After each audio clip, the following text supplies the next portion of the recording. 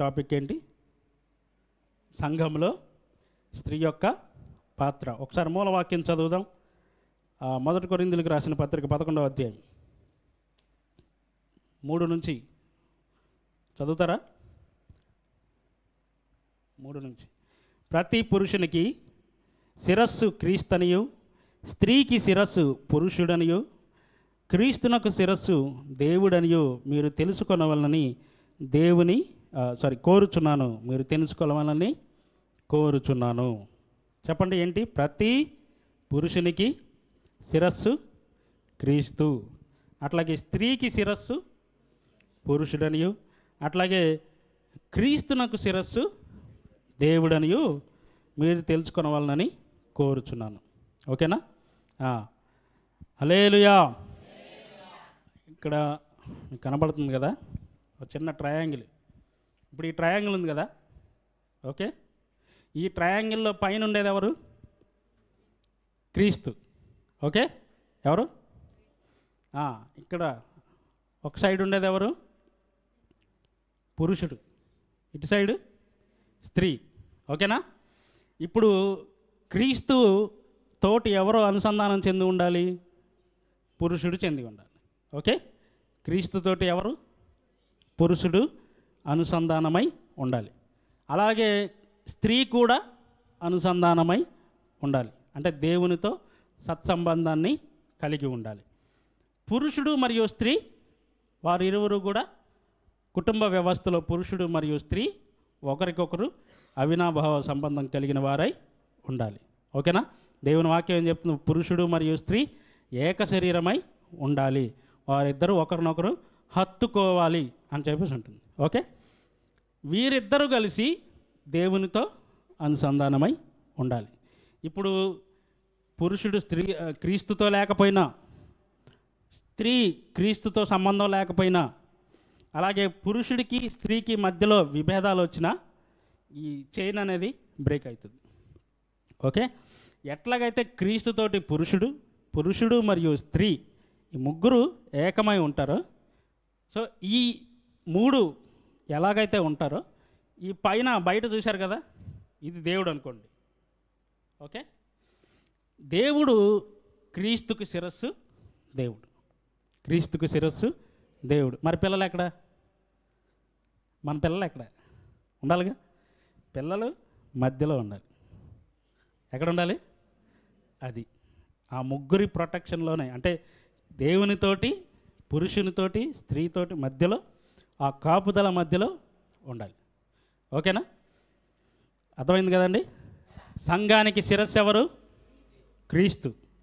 అలాగే కుటుంబానికి శిరస్సు ఎవరు? పురుషుడు. ఓకే, అలాగే అంటే కుటుంబానికి అంటే పురుషుడు, కుటుంబానికి ప్లస్ స్త్రీకి శిరస్సు పురుషుడు. ఓకేనా?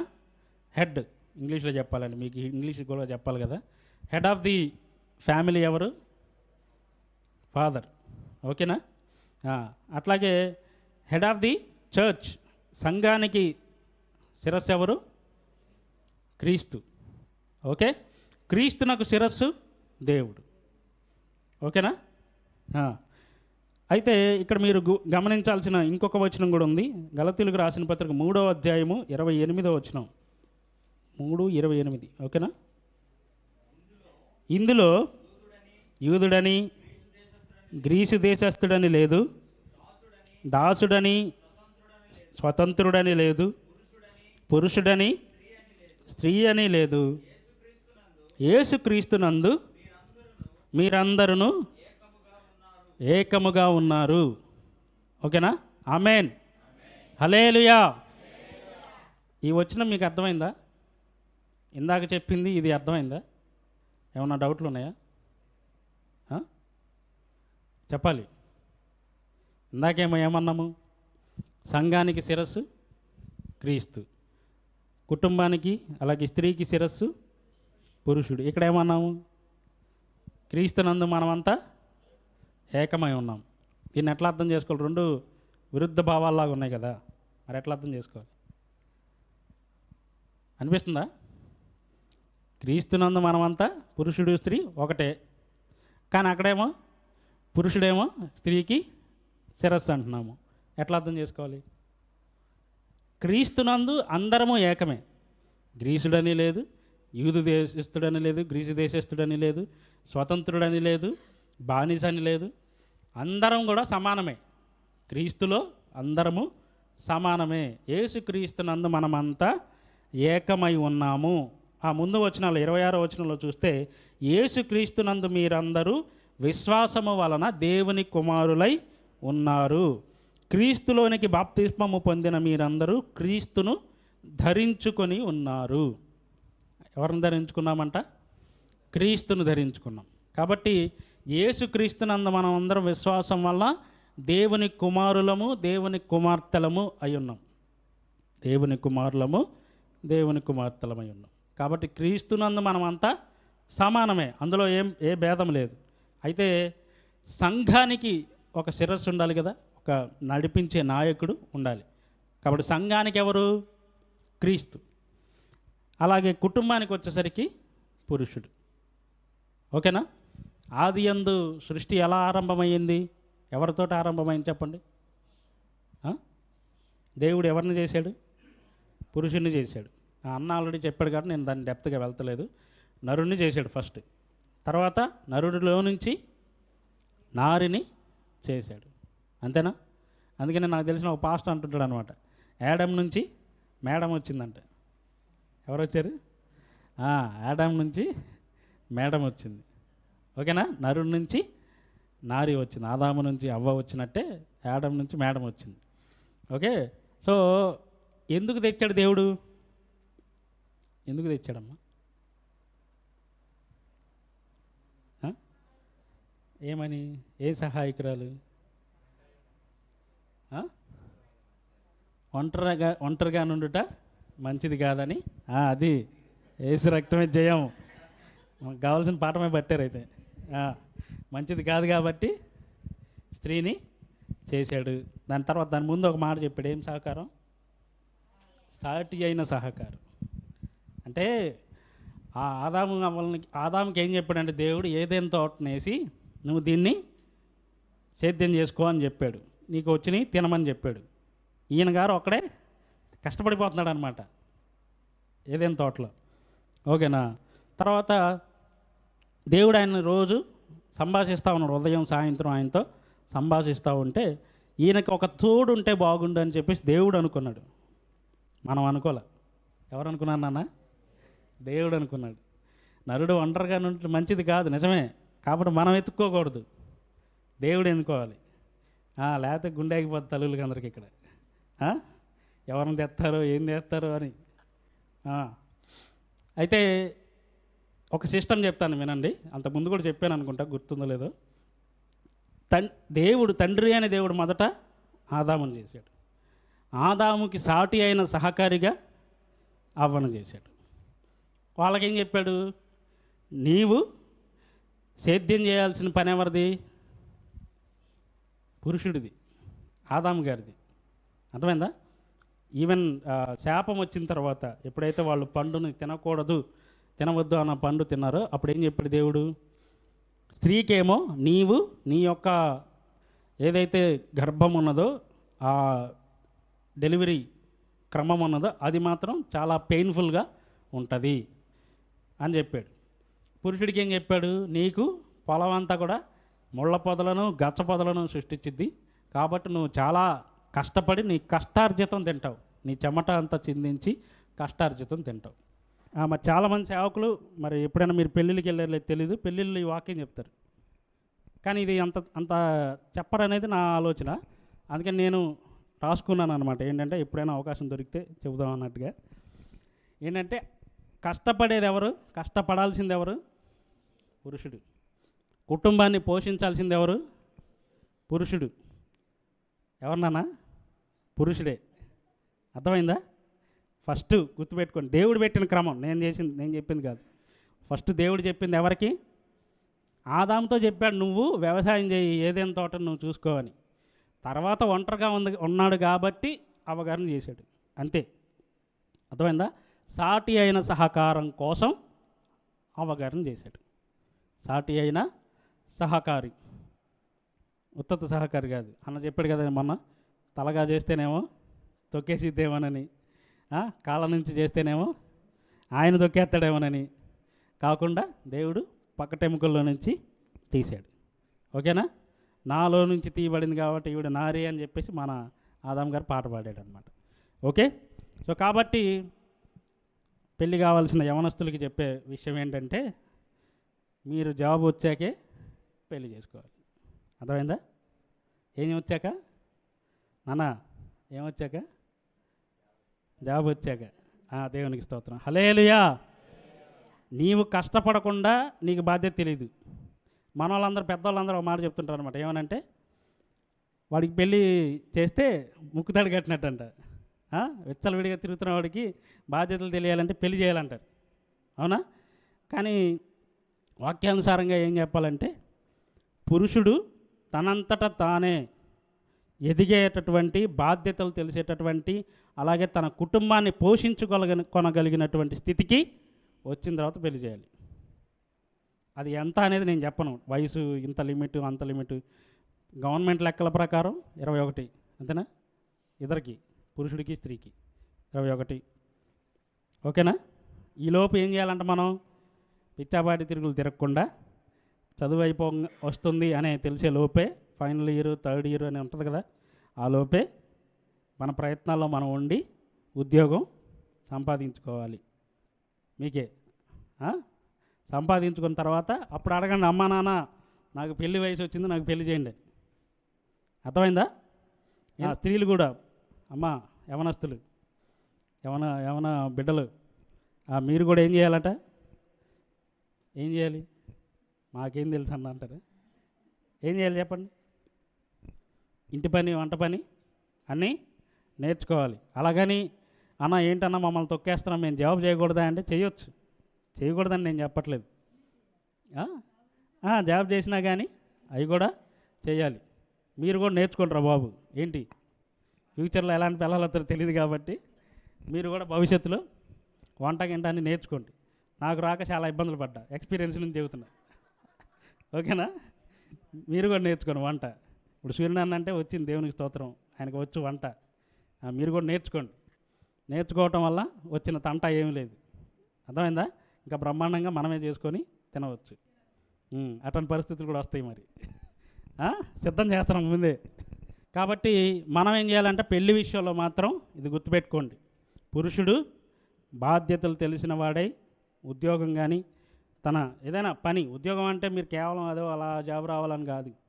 కూలి పనైనా ఏ పనైనా మీకు ముందు కష్టపడటం రావాలి. అర్థమైందా? కష్టపడటం, ఇంట్లో బాధ్యతలు నెరవేర్చడం మీకు రావాలి. రాకపోతే తర్వాత నేర్చుకోవాల్సి వచ్చింది. అప్పుడు తప్పదనమాట. అప్పుడు ఎవరు ఆప్షన్ ఉండదు. అమ్మ నాకు అది కావాలి, తర్వాత నాన్న అది కావాలంటే ఆయన రాడు, మీ ఫ్యామిలీ అయినాక. ఓకేనా? భయపడమాకండి, తర్వాత వేరే సెషన్ తీసుకుందాం దీనికి. అట్లానే స్త్రీలు కూడా. కాబట్టి అంటే ఏమంటున్నామంటే, ఇక్కడ పురుషుడని స్త్రీ అనే భేదం లేదు, కానీ పురుషుడికి ఒక బాధ్యత ఇవ్వబడింది, స్త్రీకి ఒక బాధ్యత ఇవ్వబడింది.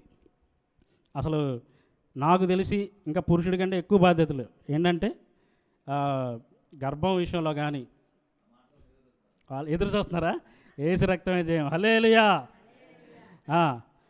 స్త్రీలు ఆ గర్భం అప్పుడు పడేటటువంటి శ్రమ, కష్టం.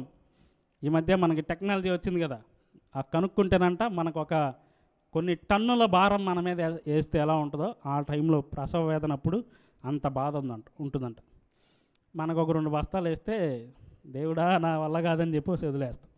అవునా కదా? 25 కేజీలు టిక్కీ 2 వేసారంటే ఇక అయిపోయినట్టు మన పని. ఒకటే ఎక్కువ అనుకుంటా. అట్లాంటిది అంతటి వేదన, ప్రసవ వేదన. ఇంకా ఈ రోజులంటే కొద్దిగా సిజేరియన్ అని అవి వచ్చినాయి, కానీ నార్మల్ డెలివరీ అవ్వాలంటే ఇప్పటికీ 1 రోజు 2 రోజులల్లా ఆ నొప్పులు భరించటం. మళ్ళీ సిజేరియన్ అయినా కూడా ఈ రోజుల్లో అది మళ్ళీ వాళ్ళు తిరిగి లేవడానికి కొంతకాలం పడుతుంది. వాళ్ళ నడుము బొడ్డు భాగం కింద కోస్తారు కాబట్టి వాళ్ళు తిరిగి మళ్ళీ సెట్ అయ్యి పని చేయడానికి చాలా కాలం పడుతుంది. అర్థమైందా? కాబట్టి ఇలాంటివన్నీ చాలా కష్టం, చాలా కష్టం. దేవుడు చెప్పాడు కదా, ప్రసవ వేదనతో నువ్వు పిల్లల్ని కంటావు అని చెప్పారు. కాబట్టి చాలా కష్టం అది. అలాగే పిల్లల్ని పెంచే విషయం, మనం మన మన సంగతి అని తెలుసు కదా. మనం ఎంత ఇప్పుడే ఎలాగ ఉన్నామంటే చిన్నప్పుడు ఎన్ని వేషాలు వేసి ఉంటాం, అవునా? అవన్నీ ఎవరు భరించారు? తల్లిదండ్రులే, ప్రాముఖ్యంగా తల్లే. మనం తినకపోతే తిప్పి తిప్పి తినిచ్చి, ఇప్పుడు మా వాడిని మేము పడుతున్నాం కదా, చూస్తున్నాం అనమాట. మరి మనం ఎలా చేసి ఉంటామో అనిపించేది అనమాట. అప్పుడప్పుడు వాడిని చూస్తున్నప్పుడల్లా నేను మా నాన్నకి మా అమ్మకి ఎంత కష్టం పెట్టుంటానో అని అనిపించేది. అంతటి కష్టం, ఇంకా ఎక్కువ బాధ్యతలు ఇంట్లో. అందుకనే ఒక సేవకుడు చెప్పారు ఏమనంటే, మనం ఒకవేళ అంటే పురుషులు మనం ఏమనుకుంటాం, మనం సంపాదిస్తున్నాం, బయటికి వెళ్ళి ఒక 50,000 జీతం వస్తుంది కదా అని అంటే, ఆ 50,000 ఇంట్లోకి సరిపోయేటట్టు, లేకపోతే ఆ 10,000 అయినా ఇంట్లోకి సరిపోయేటట్టు చేయగలుగుతున్నారంటే దానికి కారణం స్త్రీ యొక్క జ్ఞానం వల్ల. వాళ్ళు చేసే పనికి హోమ్ మేకర్గా ఉండి ఇంటి దగ్గర ఉన్న వాళ్ళు చేసే పనికి 50,000 కాదు, 1,00,000 ఇచ్చినా సరిపోదు, తెలుసా? ఎందుకంటే ఇక్కడ అర్థం కాదు, కానీ ఊర్లలో హైదరాబాద్లోకి వస్తే తెలుస్తుంది. సిటీల్లోకి వస్తే పని మనిషిని అడుగుతాం, ఆవిడ 10,000 అడుగుతుంది నెలకి. ఇల్లు మళ్ళీ ఆమె రిస్ట్రిక్షన్స్ ఏంటంటే ఇల్లే గడుగుతుంది, బాత్రూమ్లు గడగరు. బాత్రూమ్లు గడగాలంటే మళ్ళీ సెపరేట్.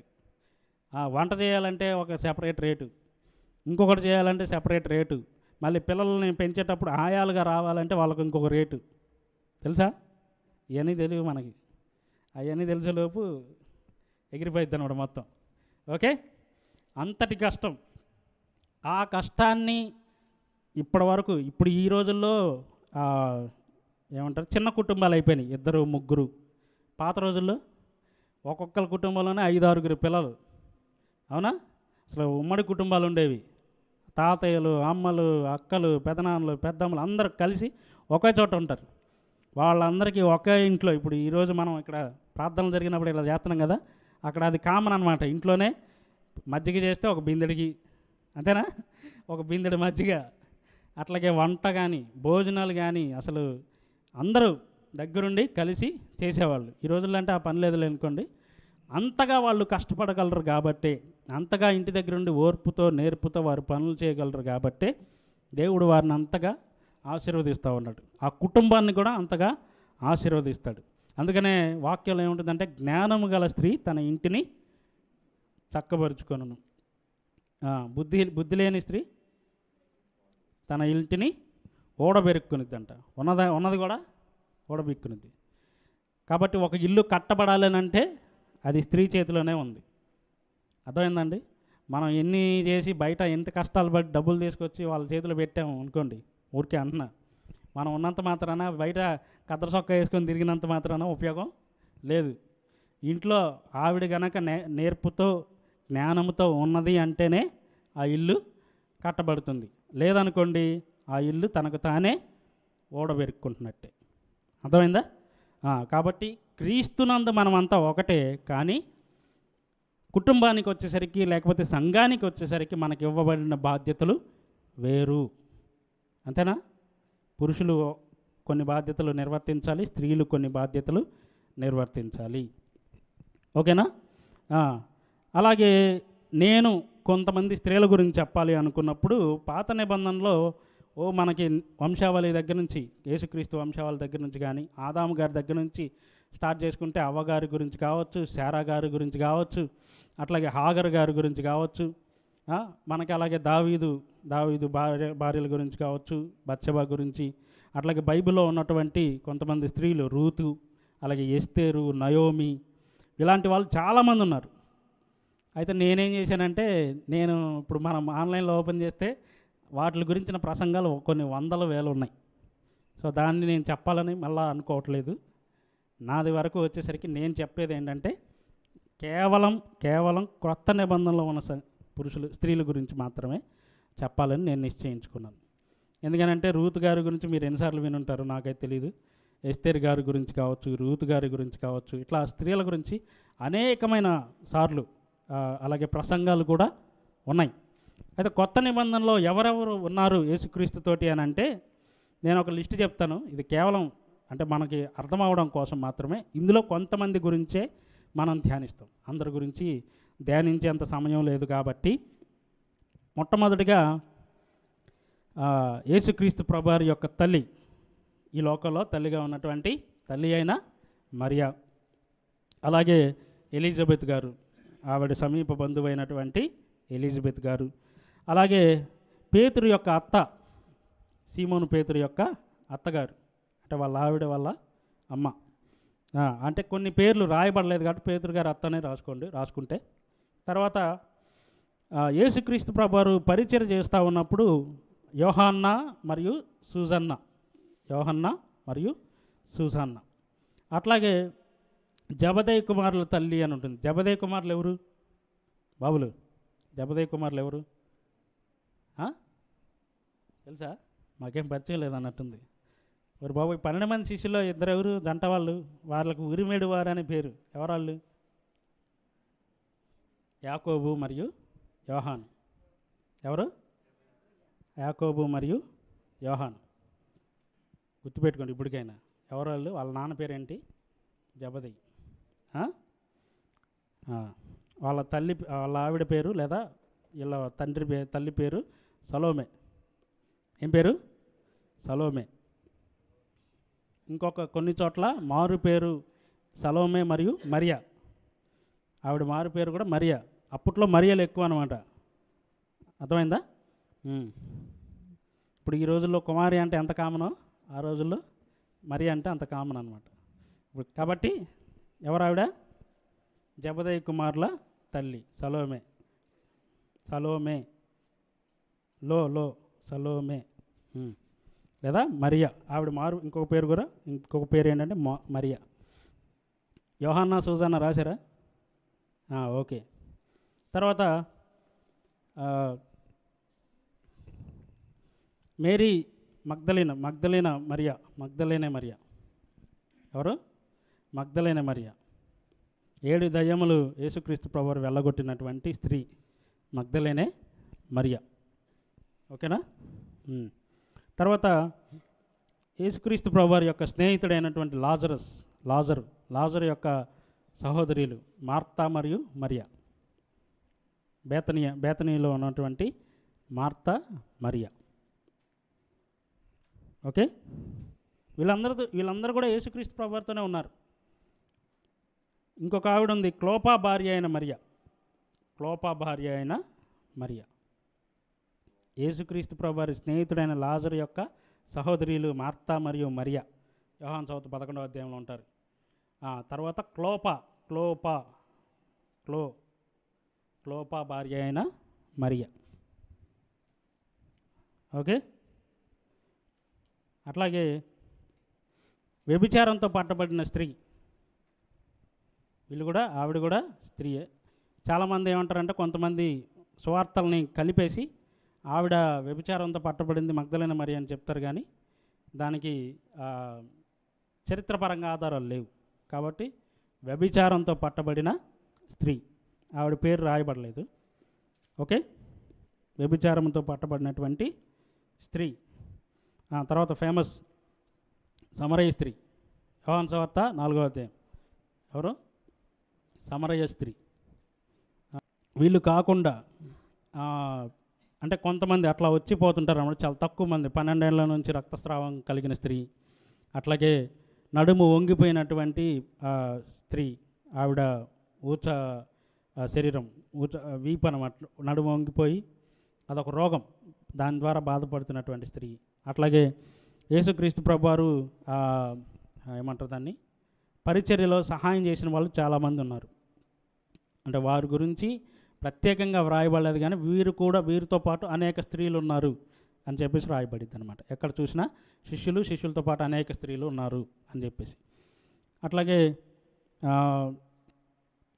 తన మొత్తాన్ని వెచ్చించినటువంటి బీద విధవరాలు, కానుకేసింది కదా ఆవిడ బీద విధవరాలు అయినటువంటి స్త్రీ. అట్లాగే హెరోదియా అనే ఆవిడ, హెరోదియా ఎవరంటే హెరోది యొక్క భార్య. ఆమె ఏం చేసిందంటే యోహాన్ గారి యొక్క తలని కొట్టిస్తుంది, అంటే చంపేయమని చెప్తుంది. తర్వాత కొత్త నిబంధనలోకి వచ్చేసరికి అపోస్తల కార్యములు శిష్యుల దగ్గరికి వచ్చేసరికి అకులా అనే ఆయన మగ ఆయన, ప్రిస్కిల్లా అంటే స్త్రీ. అట్లాగే అననీయ సప్పీరా, జంటలు అనమాట వీళ్ళందరూ. అననీయ అనే ఆయన మగ ఆయన, సప్పీరా వాళ్ళ ఆవిడ. అననీయ, సప్పీరా. తర్వాత మొన్న పేరు పెట్టాం కదా, ఏం పేరు చదా? ఫీబే. ఫీబే. ఓకే, ఫీబే విన్నారు ఎప్పుడన్నా? ఇదే కొత్త. ఓకే, తర్వాత చెప్తాం. ఫీబే రాశారా? అట్లాగే పెర్సిస్. పెర్సిసు అని ఉంటుంది తెలుగులో. పెర్సిస్ ఏం పేరు విన్నారా? వినలేదా? ఓకే, పెర్సిస్ లేదా పెర్సిసు తెలుగులో. తర్వాత లూదియా. లూదియా రాసావా? తెలుసా? బాగా పరిచయం అట్టుంది. ఓకే, లూదియా. ఓకే, పౌల్ గారి పరిచయలో కనబడుతుంది అన్నమాట లూదియా. ఓకే, మర్చిపోయాం మనం అక్కడ పుట్టుకప్పుడు చెప్పాం కాబట్టి మొన్న అన్నగారు, అన్న ప్రవక్తిని. ఓకే, ఇంకేమన్నా మర్చిపోయామా? అలాగే ఓకే, ఇంతవరకు అంటే ఇంకా చాలామంది ఉన్నారు. యోహాన్ గారి పరిచయలో ఆసియాలో, చిన్న ఆసియాలో ఉన్నప్పుడు పెద్దనైన నేను గాయు గారి తల్లికి వందనములు అని చెప్పి రాయిచున్నదని చెప్తూ ఉంటారు. అట్లాగే చాలామంది అసలు సంఘాల్లో స్త్రీల పాత్ర అంటే ఇక అసలు స్త్రీలే ఎక్కువ అనమాట. సంఘంలో ఎక్కువ మంది వచ్చేది. ఇంకా ఇప్పుడు మనం తెలుగు క్రైస్తవ సంఘాల్లో చూస్తే కనుక దాదాపు 70-75% వరకు స్త్రీలే ఉంటారు, తక్కువ మంది పురుషులు ఉంటారు. మేము ఎప్పుడు చెప్తూ ఉంటాం గోల అక్కడ సంఘాల్లో, బాబు మీరు వచ్చేటప్పుడు మీ భర్తలను కూడా తీసుకుంటారండి అని చెప్పి. నిజానికి ఏంటంటే భర్తలు వచ్చి భార్యలను తీసుకురావాలి. ఇక్కడ అంతా రివర్స్ అవుతుందన్నమాట. స్త్రీలని బతిలాడుతున్నారు అనమాట, మీరు మీతో పాటు మీ భర్తలను కూడా తీసుకురండి అని. అంటే వాళ్ళు ఏంటంటే పండగకు వచ్చి మెరిసిపోతుంటారు అనమాట, నక్షత్రాల్లాగా. ఆ రోజు వచ్చేసి కనబడి వందనాలు పాస్టర్ గారు అని చెప్పేసి వెళ్ళిపోతుంటారు అనమాట. ఓకే, ఇంకా చాలా ఉన్నాయి, చాలామంది ఉన్నారు. కానీ మనకి సమయాన్ని బట్టి ఉన్నదాన్ని బట్టి మనము ఇంతవరకే ధ్యానించుకుందాం. ఓకే, ఇందులో కూడా అందరిని గురించి అని చెప్పలేను, కానీ కొన్ని విషయాలు మాత్రం ధ్యానిద్దాం. ఓకేనా? వీళ్ళల్లో మొట్టమొదటిగా వచ్చేసరికి మనం గమనించినట్లయితే మరియమ్మ తల్లి. వీళ్ళ గురించి ఎక్కువ చెప్పను. మరియమ్మ తల్లి, ఎలిజబెత్ గురించి నేను చెప్పాను కాబట్టి ఎక్కువ చెప్పను. ఏంటంటే మరియమ్మ గారి నుంచి మనం నేర్చుకునేది ఏంటంటే దేవుని యొక్క చిత్తం తన ద్వారా జరగాలి అని చెప్పేసి తాను ఎంతో బలంగా దృఢంగా కోరుకుంది కనుకనే దేవుడు ఆమెను ఎన్నుకున్నాడు. ఓకేనా? కాబట్టి ఎవరు ఆవిడ? మరియమ్మ తల్లి. మనందరికీ అలవాటుగా పిలిచేది మరియమ్మ తల్లి అంటాం కాబట్టి. అయితే మనం ఏం చేయాలంటే మరియమ్మ గారిని గౌరవిద్దాం. ఎందుకని? దేవుడు ఆమెను ఎన్నుకొని ఈ లోకంలోకి రావడానికి ఆమెను వాడుకున్నాడు కాబట్టి ఆవిడను గౌరవిద్దాం, పూజించవద్దు. పూజించడానికి అర్హురాలు కాదు. ఆవిడ చాలా గొప్పది. దేవుడు ఆమెను ఎన్నుకున్నాడు, ఆమె ద్వారా ఈ లోకానికి రావాలనుకున్నాడు. కన్యకగా ఉండి తను తాను పరిశుద్ధపరుచుకుంది, పవిత్రపరుచుకుంది. అయితే ఆవిడ దేవునితో సమానురాలు కాదు. అర్థమైందా? కాబట్టి మీరు అక్కడ విగ్రహాలు చూసినా చూసినా అట్లా విగ్రహాల జోలికే వెళ్ళొద్దు. ఓకేనా? ఈవిడ ఇలా ఉంటుంది అని చెప్పేసి ఒక ఫోటోలు కానీ ఇట్లా చూసినా పర్వాలేదు, కానీ వాటికి మొక్కవద్దు, సాగిల పడవద్దు. ఈవెన్ యేసుక్రీస్తు ప్రభు వారి విగ్రహం అయినా కూడా విగ్రహారాధన మనము చేయకూడదు. విగ్రహాలు అసలు మన ఇంట్లో అది. ఓకేనా? కాబట్టి అది గుర్తుపెట్టుకోండి. దేవుని కృపను బట్టి మనము దేవుడిచ్చిన సహాయాన్ని బట్టి మనకు మొదటి నుంచి అది లేదు కాబట్టి దాన్ని బట్టి దేవుణ్ణి స్తుతిస్తూ ఉన్నాను. సో కాబట్టి ఎలిజబెత్ గారి గురించి కూడా మొన్న చెప్పాను. ఏమనంటే ఎలిజబెత్ గారు దేవుని యొక్క చిత్తం తన కుమారుడు ద్వారా నెరవేర్చబడుతుంది, తన ద్వారా నెరవేర్చబడుతుందని ఆమె కూడా దేవుని యొక్క చిత్తాన్ని జరిగించడానికి ముందుగా నిలబడింది. కాబట్టి ఎవరు ఆవిడ?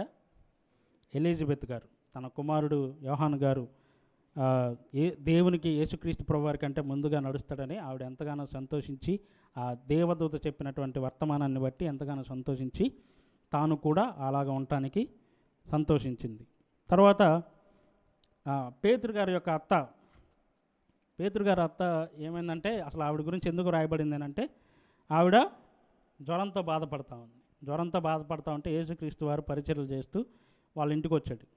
ఆ ఇంటికి వస్తే ఆవిడ జ్వరంతో బాధపడతా ఉండి పరిచారం చేయడానికి చాలా ఇబ్బందిగా ఉంది కాబట్టి ఏం చేశాడంటే దేవుడు ముందు ఆమెను స్వస్థపరిచాడు.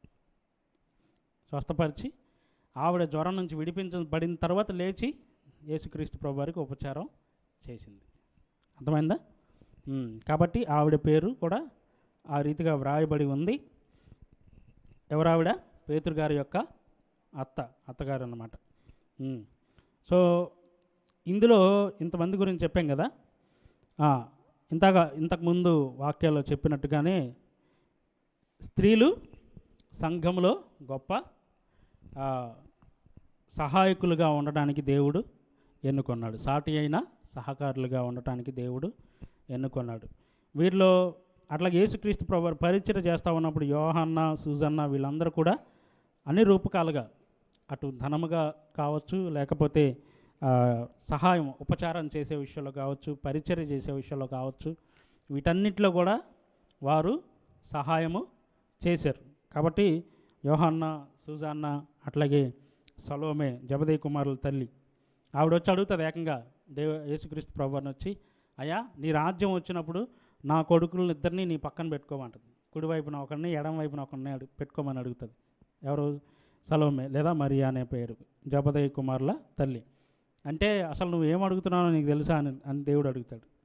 అడిగితే, అయ్యా నాకు అట్లా కోరిక ఉందయ్యా, నీ కుడివైపున నీ ఎడం వైపున వాళ్ళిద్దరు ఉండాలి అని చెప్పి. అందుకనే కొంతమంది సేవకులు ఎట్లా చెప్తారంటే, శిష్యులు మొదటి శతాబ్దపు కాలంలో చనిపోతూ ఉంటారు. అంటే హతసాక్షులుగా వెళ్తున్నప్పుడు దేవుడు ఒక్కొక్క ఆర్డర్ ఉంటుంది కదా, అట్లా మొట్టమొదట శిష్యుల్లో చనిపోయింది. అపోస్తల్లో చనిపోయింది ఎవరంటే యాకోబు. స్టెఫను ముందు చనిపోయాడు. వాళ్ళు డైరెక్ట్ శిష్యులు కాదు. 12 మంది శిష్యుల్లో మొట్టమొదటి చనిపోయింది యాకోబు, చివరి చనిపోయింది యోహాన్ గారు చరిత్ర ప్రకారం. కాబట్టి వాళ్ళు ఏమంటారంటే అది నెరవేర్చబడింది. సో 12 మంది. ఇప్పుడు ఒకవేళ మనకు ఆ రోజుల్లో పెద్ద టేబుల్ ఉంటుంది, ఇది తెలుసు కదా, టేబుల్ ముందు వేస్తుంటారు కదా, అలాంటి టేబుల్లో ఒకవేళ నిలబడితే కనుక ఫస్ట్ వరుసలో ఇట్లా వెళ్తూ ఉంటే ఫస్ట్ యాకోబు గారు చనిపోతే చివరికి అలా ఇలా తిరిగొచ్చి మళ్ళీ యోహాన్ గారు. సో ఒకళ్ళు కుడివైపున ఒకళ్ళు ఎడమ వైపున ఉండేటట్టుగా దేవుడు తన పరలోకంలో అలా చేసాడని చెప్పేసి కొంతమంది సేవకులు అలా వివరణ ఇస్తూ ఉంటారు. కాబట్టి అంటే చూడండి, తన కుమారులు అందరూ అపోస్తలులతో ఉన్నారు. అపోస్తలుగా అవడమే ధన్యత అనుకోకుండా, అయ్యా నీ కుడి పక్కన నీ రాజ్యంలో నీ ఎడం పక్కన వాళ్ళిద్దరూ ఉండాలి, అంటే నీకు అంత సమీపంగా ఉండాలి. అందుకనే ఎప్పుడైనా సరే చాలా మార్లు మనం చూస్తే భోజనపు బల్ల చుట్టూ ఉండేటప్పుడు కూడా యోహాన్ గారు గుండెకి హత్తుకొని ఉంటాడంట. అందుకని ఆయన రాసుకున్నాడు ఏమనంటే, తాను ప్రేమించిన శిష్యుడిని అని చెప్పి రాసుకుంటాడు. దేవుడు ప్రేమించినటువంటి శిష్యుడు అని చెప్పేసి యోహాన్ గారు తన గురించి తానే యోహాను సువార్తలో రాసుకున్నాడు. అర్థమైందండి? కాబట్టి అంత క్లోజ్గా ఉండేవాడు అనమాట. అంటే ఇప్పుడు ఏదన్నా నేను మాట్లాడబోతున్నాను అనుకోండి, నా కుడి పక్కన లేకపోతే నాకు ఇక్కడ దగ్గరగా ఉన్నారనుకోండి, వినపడుతుందా లేదా? కాబట్టి ఆ ముక్క ముంచి యోధా గురించి చెప్పేటప్పుడు కూడా యోహాను విన్నాడు కాబట్టి విని రాశాడనమాట. అర్థమైందా? అంటే ఆవిడ తల్లి గారు ఏం కోరుకున్నారంట, నా బిడ్డలు దేవునికి అతి సమీపంగా ఉండాలి అని చెప్పి. ఓకేనా? ఆ జబదేయి కుమారుల తల్లి తోటి మనం ఏం నేర్చుకోవచ్చు అంటే, మీ బిడ్డలు దేవునికి ఇంకా అతి సమీపంగా ఉండాలి అని చెప్పేసి మనం వారి గురించి ప్రార్థించాలి. ఓకేనా? తర్వాత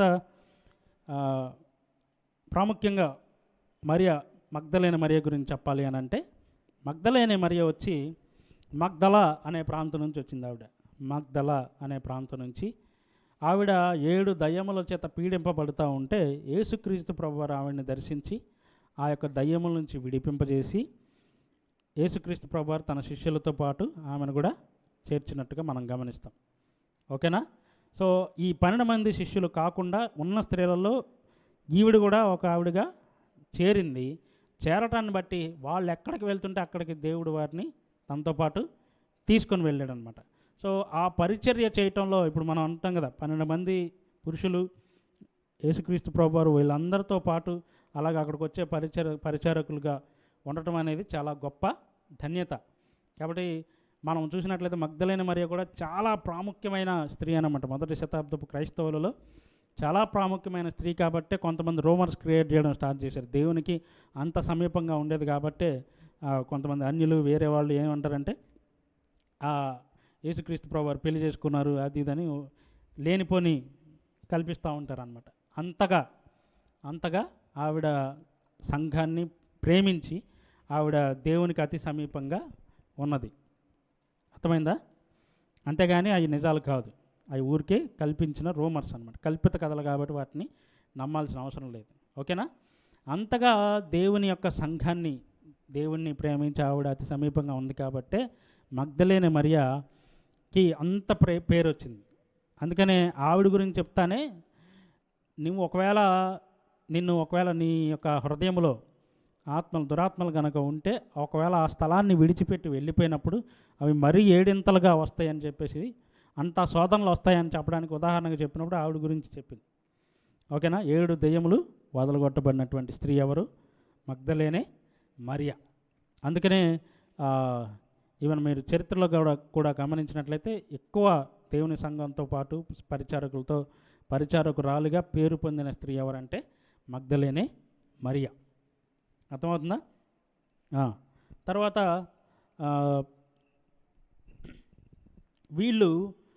వీళ్ళ గురించి 2 మాటలు చెప్పాలి అని అంటే, ఇంతమంది స్త్రీలు ఉన్నారు కదా, వీళ్ళతో పాటు ఇంకా చాలామంది స్త్రీలు యేసుక్రీస్తు ప్రభువారితో ఉన్నారు. వీళ్ళందరూ ఏం చేశారంటే, యేసుక్రీస్తు ప్రభువారు ఎక్కడుంటే అక్కడ ఉన్నారు, ఎక్కడికి వెళ్తే అక్కడికి వెళ్ళారు. మొన్న యవనస్తుల దాంట్లో చెప్పారు లేదు తెలియదు, కానీ నేను చెప్తున్నాను ఏంటంటే 12 మంది శిష్యులు ఉన్నారు కదా, వాళ్ళని ఇప్పుడు మనం చూసాం 5,000 మందికి రొట్టెలు పంచిపెట్టారని, అలాగే 5 రొట్టెలు 2 చేపలు పంచిపెట్టారని చెప్పేసి మీరు చాలాసార్లు చదివి ఉంటారు. వాళ్ళు తర్వాత ఎన్ని గంపలు ఎత్తారు? 12 గంపలు. ఒక గంప ఇంచుమించు, సరే మనం మోకాలంత వేసుకుందాం. ఎన్ని గంపలు ఎత్తారు నాన్న? ఎన్ని గంపలు? 12 గంపలు. అంటే ఇంచుమించు ఒక్కొక్కరు ఒక గంప ఎత్తారు, అంతేనా? అంటే ఏంటి, అయిపోయిన తర్వాత పంచిపెట్టడం కాకుండా పంచిపెట్టిన తర్వాత మిగిలిన వాటిని 12 గంపలకి చేర్చారా? అంతగా వారు కష్టపడ్డారు, పరిచారకులుగా ఉన్నారు. అయిపోయింది, పంచిపెట్టేశాం, మనకి ఇంక సంబంధం లేదు, వాళ్ళు తినేసి ఎక్కడ పడేస్తే మనకెందుకు అనుకోకుండా మళ్ళీ వాటిని ఏవైతే అవసరమైనవి వాటిని తీసుకొని వచ్చారు. అర్థమైందా?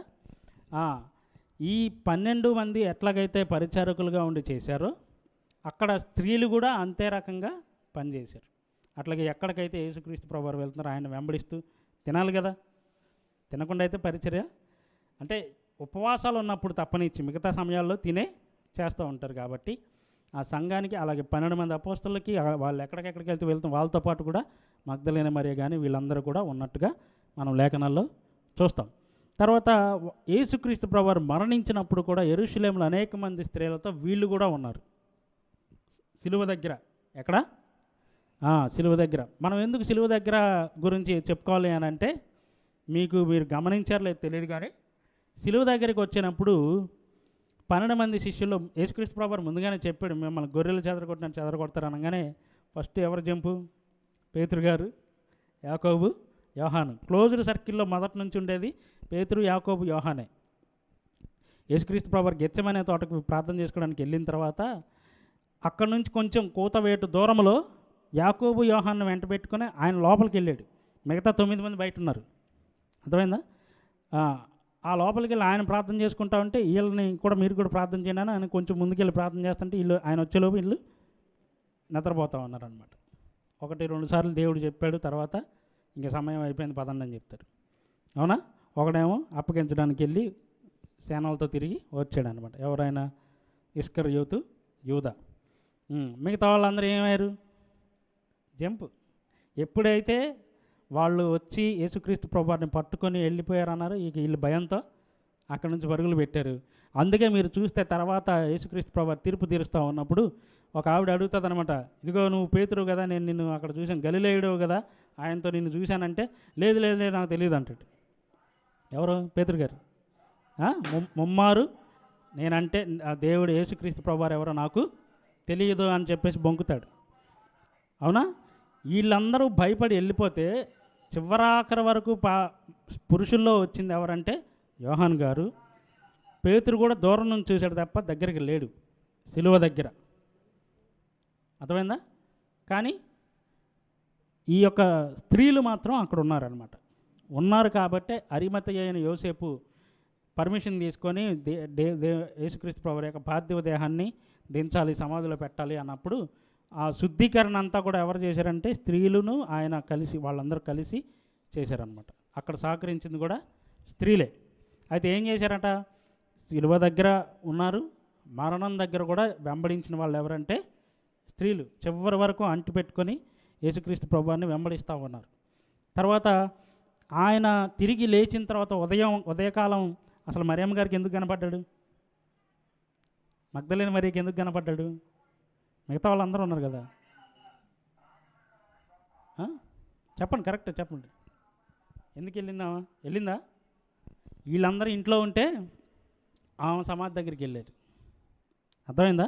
ఎందుకంట సుగంధ ద్రవ్యాలు సరిగ్గా మనం పుయ్యలేదు, సరిగ్గా మనం హడావిడిగా చేసేసాం, సబ్బాతు దినం వచ్చేస్తుంది కాబట్టి తొందరగా చేసేసి ముగించేసాం కాబట్టి మగ్దలేని మరియు సలోమేయో ఇంకా వెళ్ళారని మత్తయి సువార్తలో ఉంటుంది.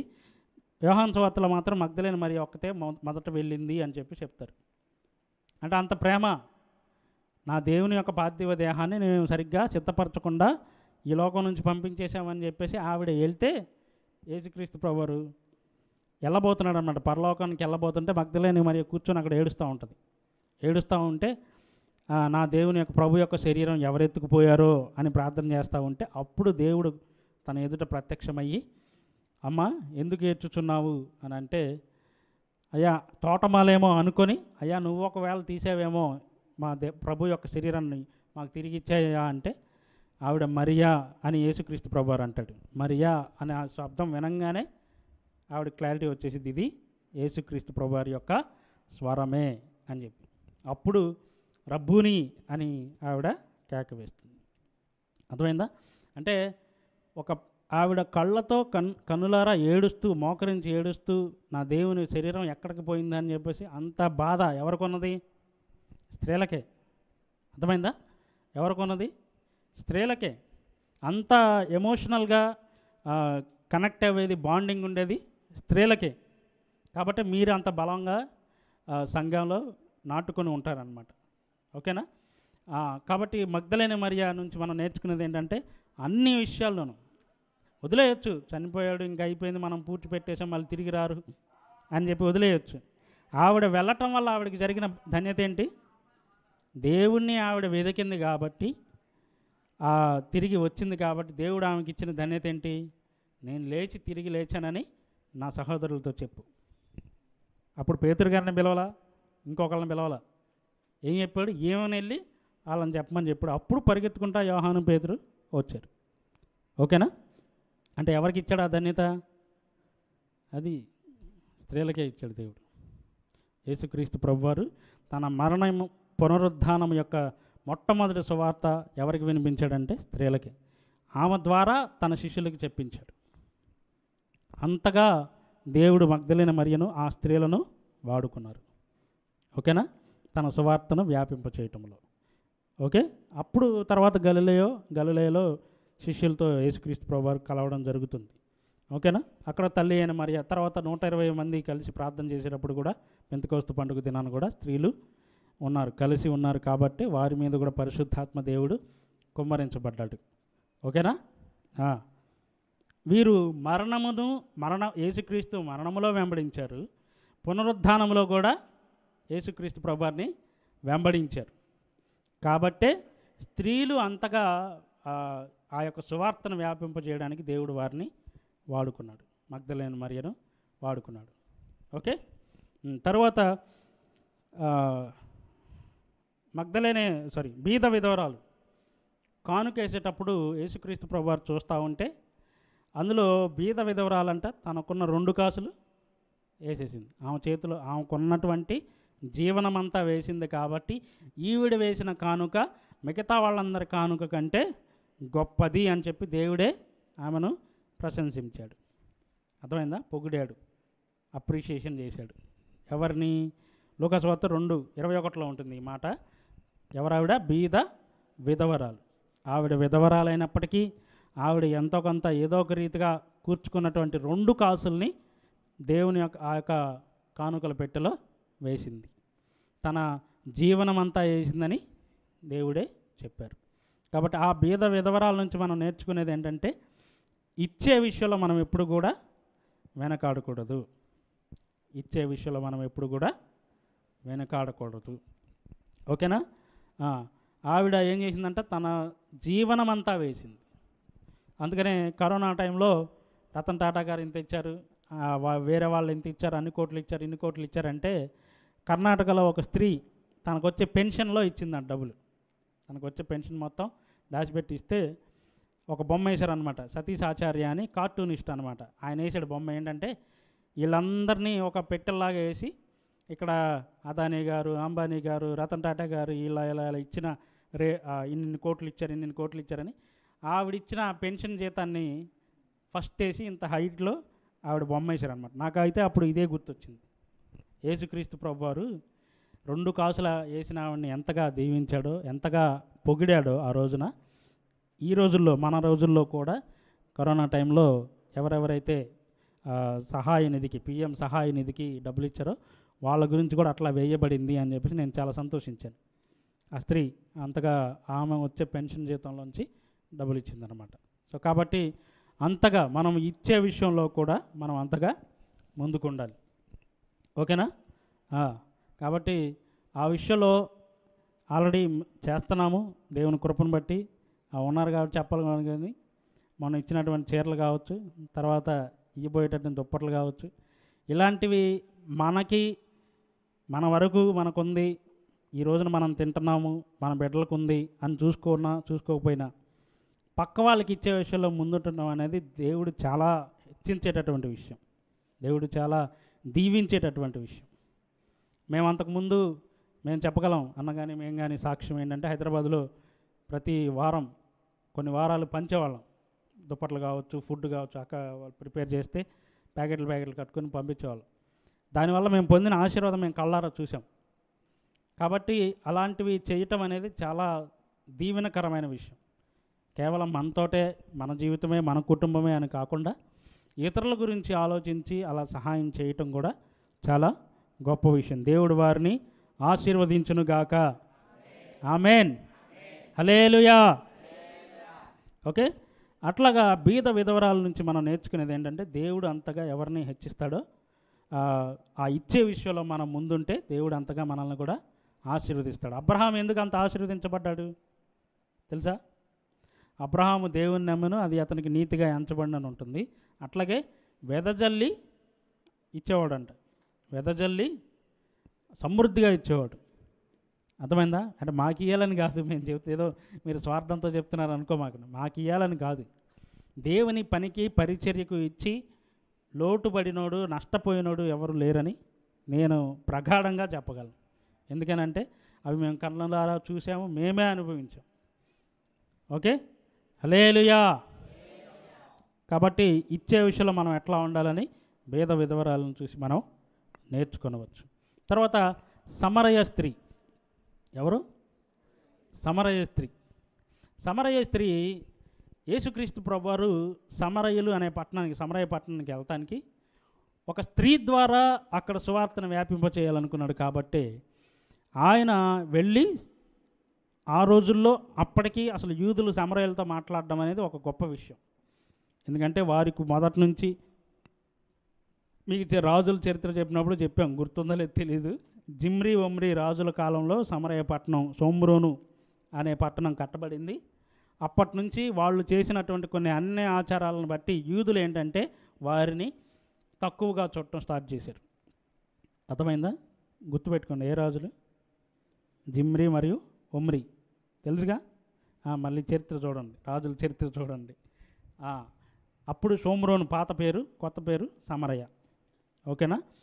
సమరయ పట్టణానికి అట్లా ఉన్నప్పుడు ఆ సమరయ అప్పుడు యేసుక్రీస్తు ప్రభువారు ఉన్న కాలంలో యూదులు సమరయులతో మాట్లాడడం అనేది చాలా గొప్ప విషయం. అందుకనే శిష్యులు వచ్చి చూసినప్పుడు సమరయ స్త్రీతో మాట్లాడుతుంది, ఈయనేంటి సమరయ స్త్రీతో మాట్లాడుతున్నాడు అని చెప్పి ఆశ్చర్యపోయారు అనమాట. ఓకే, కాబట్టి ఆ సమరయ స్త్రీతో మాట్లాడినప్పుడు ఏం చేశాడంటే ఆవిడ్ని గద్దించాడు, ఆవిడ చేసిన తప్పుని గద్దించాడు దేవుడు. నీకు భర్తలు లేరు, ఇప్పుడు ఉన్న భర్త కూడా నీ భర్త కాదని చెప్తే ఆవిడ అవునయ్యా నిజమేనయ్యా అంటే, మరి మీరు ఎవరు ప్రవక్త గారా ఇట్లా చెప్తున్నారు, నాది ఉన్నట్టు చెప్తున్నారు ఏంటి అని అంటే, అప్పుడు దేవుడు చెప్పాడు నేనే మెస్సియాను, నీతో మాట్లాడుతున్న నేనే మెస్సియానని. అంటే ఆవిడేమందంటే నాతో మెస్సియా వచ్చినప్పుడు ఇవన్నీ చెప్తాడని మాకు తెలుసయ్యా అని అంటే, నీతో మాట్లాడుచున్న నేనే అని చెప్తాడు. అలాగే పైనుంచి దిగి వచ్చిన జీవాహారము లేదా జీవ జలమును నేనే. నేను నీకు ఎవరినైతే నువ్వు దాహమునికి ఇమ్మని అడుగుతున్నాడో ఆయన ఎవరో నీకు తెలుసుంటే నీవు ఆయన నీళ్ళు అడుగుతావే తప్ప నాకు నీళ్ళు ఇవ్వవు అని చెప్పి యేసుక్రీస్తు ప్రభువు చెప్తాడు. అంతా కూడా యోహాను సువార్త 4వ అధ్యాయంలో ఉంటుంది. ఓకేనా?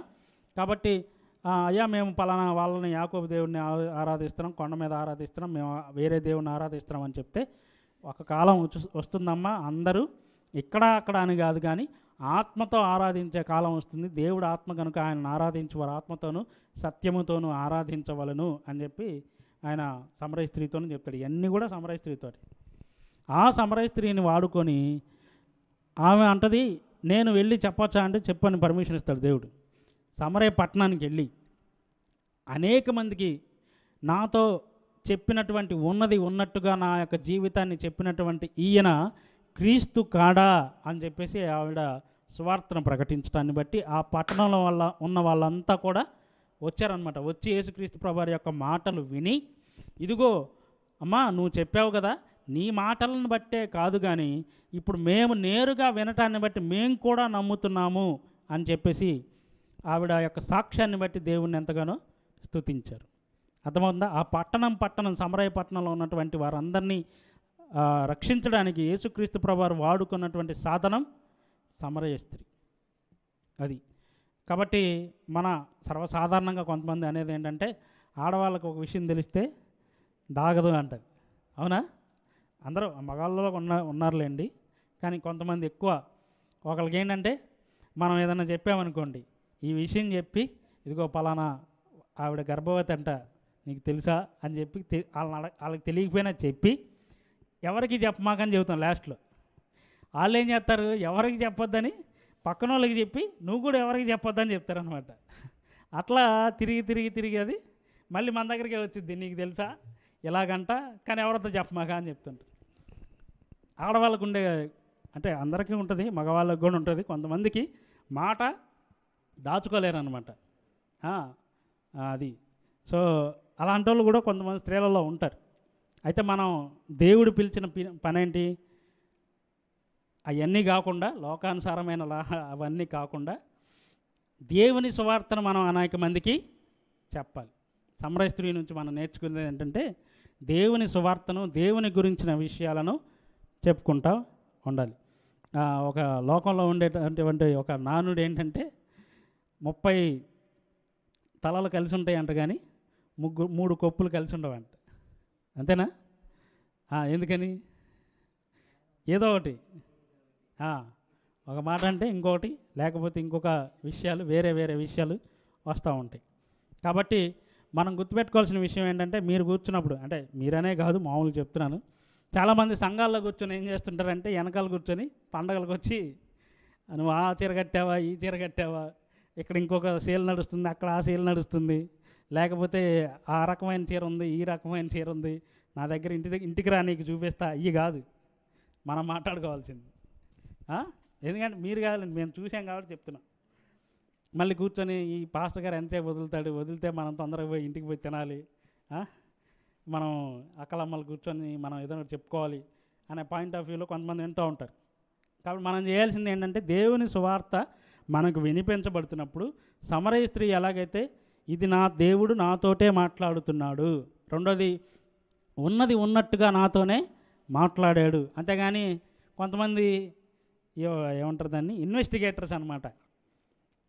సేవకుడు ఇక్కడ నిలబడి ఏదన్నా చెప్తున్నాడంటే ఇది నాతోటి కాదు కానీ ఇది అలా ఆవిడకైతే ఆవిడ కోసం చెప్తున్నాడు, లేకపోతే ఆ అమ్మాయి కోసం చెప్తున్నాడు, ఈ అమ్మాయి కోసం చెప్తున్నాడు అని చెప్పి ఆలోచించుకుంటూ ఉంటారు. లేకపోతే పలానా వ్యక్తి కోసం చెప్తున్నారని చెప్పి. ఉన్నారు కాబట్టి మనకి తెలుసు ఇవన్నీ. అలాగ అనుకుంటూ ఉంటారనమాట. దేవుడు నాతోటి ఏం మాట్లాడుతున్నాడు మనం ఎక్స్పెక్ట్ చేసి కూర్చోవాలన్నమాట. మనం పురుషులైనా స్త్రీలైనా ఈరోజు నా దేవుడు నాతోటి ఏదో ఒకటి మాట్లాడాలి అని చెప్పేసి ప్రార్థించుకొని కూర్చుంటే దేవుడు ఖచ్చితంగా మాట్లాడతాడు. అర్థమవుతుందండి? మనము అలా కాకుండా ఆయన వచ్చాడు ఏదో చెప్పాడు 4 మొక్కలు అన్నీ చేస్తామా ఏంటి, వాళ్ళ పాడుగా వాళ్ళు చెప్తాం వాళ్ళ బాధ్యత, మనం ఇటుని అటు వదిలేయటం మన పని అని చెప్పేసి అనుకోవడం కాదు. కానీ ఓకేనా, స్కూల్లో పాఠాలు అయితే ఎలాగింటామో ఎలాగింటాం, ఇలా వదిలేస్తాం. కొంతమందికి అయితే అసలు ఏకంగా పైనుంచే లెక్కలు కానీ అవి వచ్చినాయి అనుకో, above the head over the head అనమాట, వెళ్ళిపోతూ ఉంటాయి. ఏం అర్థం కాదు. ఏందిరా అంటే అయిపోయింది, లెసన్ అయిపోయింది కాబట్టి, పీరియడ్ అయిపోయింది, బెల్ ఎప్పుడు కొడతారని ఎదురు చూస్తున్నట్టు ఇక్కడ కూడా ఎదురు చూస్తారనమాట. ఆమెన్ ఎప్పుడు అంటారు, జంప్ అనమాట ఇక్కడ నుంచి, ఇక అందుబాటులో కూడా ఉండరు. అందుకని ఈ మధ్య అన్న వాళ్ళ సిస్టమ్ పెట్టారు, అది ఏమేమి నేర్చుకున్నారో తర్వాత చెప్పాలని చెప్పి. అర్థమైందా? కాబట్టి అట్లా కాదు. కానీ మనం ఏం చేయాలట, ఉన్న విషయాన్ని నేర్చుకొని దేవుడు మనతో ఏం మాట్లాడుతున్నాడో తెలుసుకొని మన జీవితంలో అది సరిగా ఉందా లేదా అని సరి చేసుకొని దేవుని చిత్తానుసారంగా మనం ముందుకెళ్ళాలి. అలాగే తెలిసిన సువార్తని మనము 10 మందికి పంచేవారంగా ఉండాలి. ఓకేనా? పురుషులకు కూడా చెల్లుతుంది. మన వాళ్ళు టీ కొట్ల దగ్గర కూర్చుంటే అటు రాజకీయాల దగ్గర నుంచి, అక్కడ ప్రధానమంత్రి ఎవరున్నారు అక్కడి నుంచి, ఇటు లోకల్లో జరిగేటటువంటి రాజకీయాల దగ్గర చిన్న కౌన్సిలర్ కానీ, వీధి సర్పంచులు కానీ, వీధిలో ఉండే నాయకుల దగ్గర వరకు, సచివాలయం దగ్గర దాకా అన్నీ తెలుసు, లోకాభిరామం మొత్తం తెలుసు. కానీ మనం దానికి ఏం చేయాలి, దానికి మాత్రం సొల్యూషన్ మన దగ్గర ఉండదు. అసలు అక్కడ వింటే అమ్మో బాబోయ్ వీళ్ళు ఏంట్రా బాబు ఇంత జ్ఞానం ఎక్కడి నుంచి వచ్చిందిరా అనిపిస్తుంది అనమాట.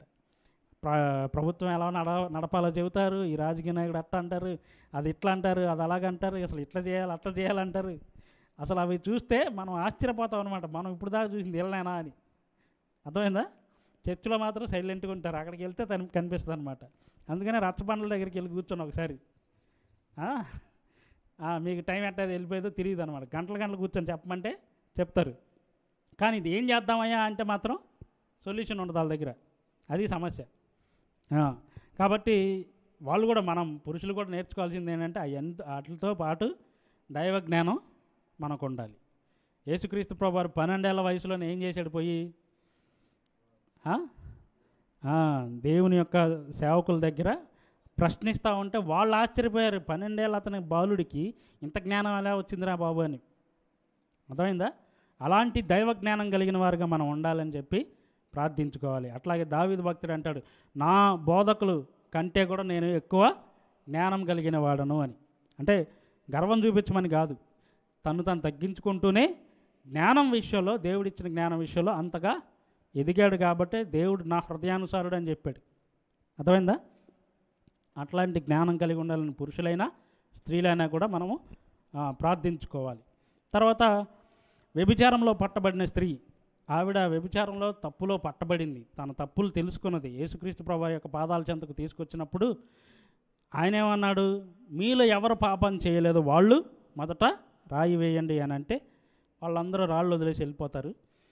యేసుక్రీస్తు ప్రభువారు అంటాడు, నిజానికి శిక్షించగలిగిన స్థితి ఉన్న అర్హత ఉన్న వ్యక్తి ఎవరంటే యేసుక్రీస్తు ప్రభువారు. అయితే ఆయన ఏమన్నాడు, అమ్మ ఎవ్వరూ నేను శిక్షించలేదు, నేను కూడా నేను శిక్షించను అని చెప్పేసి మొదట ఏం చేశాడు, ఆమె పాపాన్ని క్షమించాడు. రెండోది, ఇక నుంచి నువ్వు పాపము చేయవద్దు.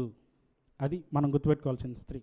ఆ వ్యభిచారంలో పట్టబడిన స్త్రీ నుంచి మనం నేర్చుకునేది ఏంటంటే, ఆవిడ అంత పెద్ద పాపంలో ఉన్న ఆవిడే నెక్స్ట్ నుంచి పాపం చేయకుండా ఉన్నది. మనం ఏంటి, ఎప్పుడైతే దేవుడు తన వాక్యం ద్వారా సేవకుల ద్వారా గద్దిస్తూ ఉంటాడో ఆ పాపాన్ని మనం ఒప్పుకోవాలి. దేవా నన్ను ఈ పాపం నుంచి విడిపించండి, లేకపోతే నన్ను ఈ పాపం నుంచి క్షమించండి, నన్ను విడిచిపెట్టండి అని చెప్పేసి మనం ఒప్పుకోవాలి. దాంతో పాటుగా తర్వాత నుంచి అది చేయకుండా మనము జాగ్రత్త పడాలి. అది వ్యభిచారంలో పట్టబడిన స్త్రీ నుంచి మనము నేర్చుకునేది. అట్లాగే మనకి అకులా ప్రిస్కిల్లలో మనం నేర్చుకునేది ఏంటంటే, అపోల్లో అనేటటువంటి వేదాంత విద్య తెలిసినటువంటి ఆయన ఉంటాడు. అపోల్లో ఇది ఎక్కడ ఉంటుందంటే 1 కొరింథీయులకు రాసిన పత్రికలోనే ఈ మాటలు ఉంటాయి. అంటే నేను టైం లేదు కాబట్టి వచనాలు చూపించట్లేదు. ఆ ప్రిస్కిల్లా అక్విలా గారు ఏం చేస్తారంటే అపోల్లోకి బోధ చెప్తారనమాట. ఆయన ఏంటంటే యోహాను బాప్తిస్మం ప్రకారం తెలిసినటువంటి వ్యక్తి. ఎవరు? అపోల్లో. ఎవరు? అపోల్లో. ఆయన ఏం చేస్తాడంటే యేసుక్రీస్తు ప్రభువారి యొక్క సువార్తను తెలుసుకొని ఆయన ప్రకటించడానికి వస్తాడు. కానీ ఆయనకు తెలిసింది ఏంటంటే యోహాను బాప్తిస్మం ఒకటే, బాప్తిస్మం తీసుకుంటే చాలు రక్షించబడతామని.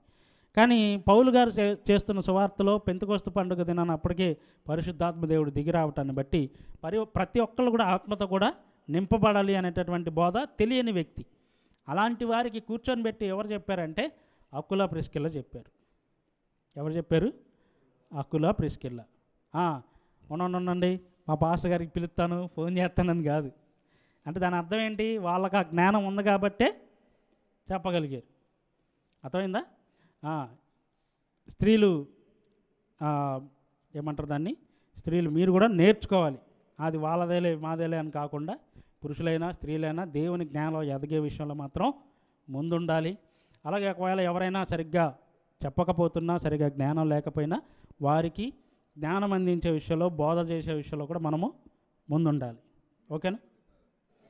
తర్వాత ఫీబే అనే ఆవిడ రోమీలకు రాసిన పత్రిక 16వ అధ్యాయం 1వ వచనంలో ఉంటుంది.